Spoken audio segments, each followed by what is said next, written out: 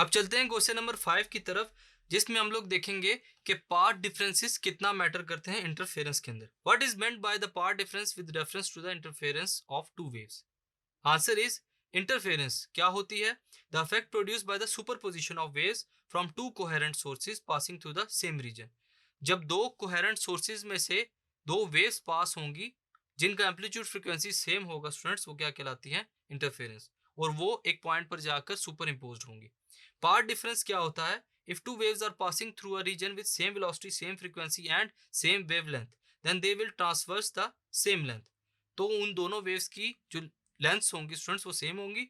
Therefore we say that they have same phase difference. वहां पर उनके फेज डिफरेंस सेम होंगे। But if one of the wave will travel a longer distance than the other but have the same speed, frequency and wavelength, then there will be a difference in the path length. तो जब ये सब चीजें different होंगी students, तो वहां पर path length में डिफरेंस आएगा। This difference is known as the path difference. It is the path difference of two waves which decided whether the interference will be constructive or destructive। इस path difference की वजह से हमें पता चलता है कि जो इंटरफेरेंस है वो कंस्ट्रक्टिव है या destructive. Path difference P D किसके इक्वल होगा? M lambda, where M is equal to 0.123 an integer. For destructive interference path difference क्या होता है? M plus 1/2 lambda. यहाँ पर एम की वैल्यू इंटीजर्स में ही होगी। सो स्टूडेंट्स, इस क्वेश्चन में हम लोगों ने देखा कि पार्ट डिफरेंस का क्या रोल होता है इंटरफेरेंस में। Thank you.